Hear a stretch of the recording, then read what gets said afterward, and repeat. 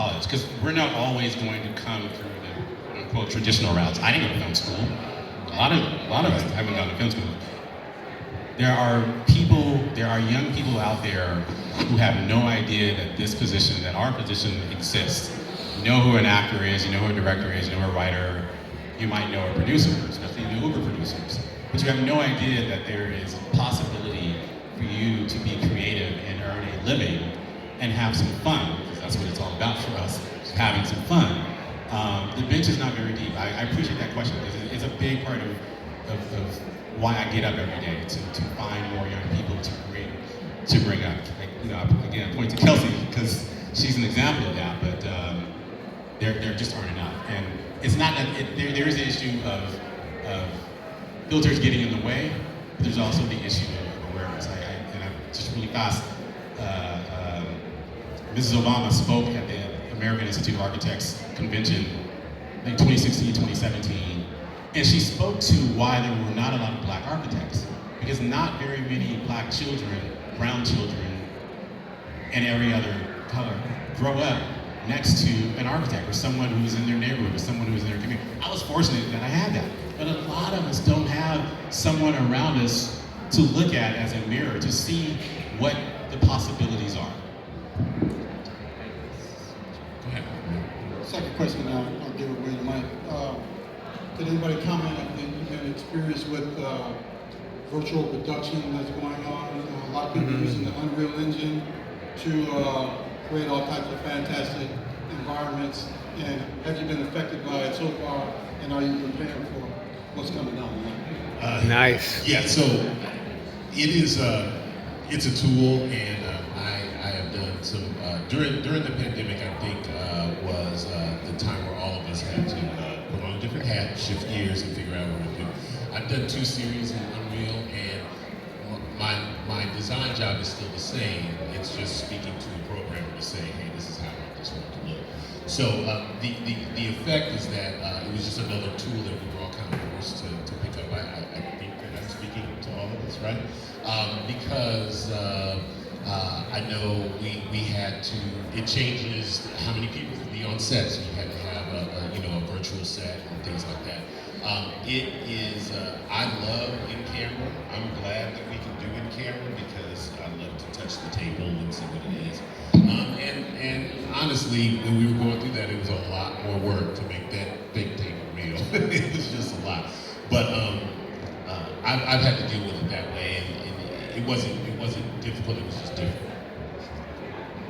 I did a commercial for Apple, and we used Unreal for certain sections of the commercial. And being a technology company, I actually embraced it, and I think it worked really well for what we needed, because it was a little bit more contained.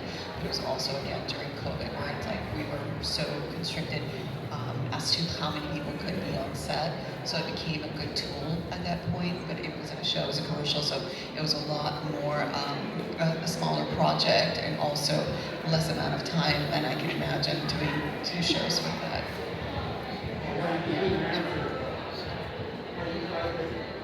From the production side, they're trying to save money. They're trying to save money. Have you been affected? That's what I was trying to get at. If you look at it as especially your, do you look at it as upon cutting into your territory, because everyone's trying to save money to do production design within virtual production? I think it costs the same more, man. I'll just add one thing to this. I've taken a lot of these classes. I work at the Guild, where they bring these programs through. And a lot of it is always about weeding people out. So yes, it's a wonderful program, and it came through gaming, and it is the most current trend. We offer classes, but at the end of the day, not everybody has that kind of money to do that program. So it doesn't affect everybody, because there's always, like, I do work on the computer, but I use a different kind of program. I'm not the virtual reality type projects. I haven't done those myself. So there might be some people who need work and can't, because they can't add that to their resume. But it's a choice, they should. not a requirement. They should. Yeah, it's still far away. All these great animated films that have been coming out have a production designer, even though it's a cartoon. for cartoon short form. There's a production designer, art director, who creates those worlds. There's a place for Unreal and similar software, but I don't see it as a threat to what we do, not in the near future.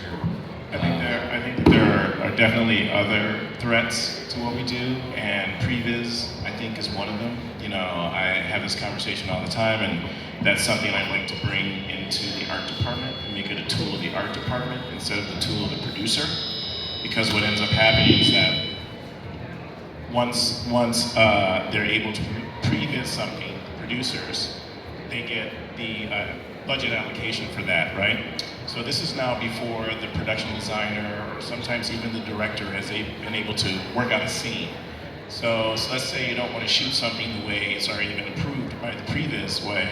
Now you're stuck with that. You can't go back, and they don't want to go back to the studio to make an amendment. So that's one situation where I feel like future technologies, current technologies, we're struggling with that in the art department. And, you know, as art directors, production designers. The other situation, the Unreal, like with Star Wars and the volume and how they're using that. So basically right now, there's this movement to create the world, basically, virtually. New York, they're making furniture, all this stuff, you know, you can just slap it right in there. And they're cataloging it so that they have these environments now. So what's difficult for us, and I have a lot of art directors that I brought up that have gone through working on Mandalorian and shows like this, and we talk a lot, and the challenge is that you can't do anything different. They've already created all that. It's all just in a computer. They drop down the world. You bring in a table maybe in the foreground or maybe some miscellaneous things, but they've already sort of created up, down, everything. So, but that was still under the eye of a production designer. But as you go along, once you have all the materials, it's just like putting together a car. You know, the role starts to minimalize, right? So I think that's something that needs to consistently be checked and watched. And we talk about this, about bringing in the designer when, you know, all the way through, even in the editing phase, because our job really doesn't end. You know, we begin, you know, with the director and just the thought, you know, we should be a part of it all the way through to its conclusion, colorization, all these other things that they locked us out of. So it's constant conversations that we're having as new technologies are coming in as far as what our roles are. So we'll move on to our next question.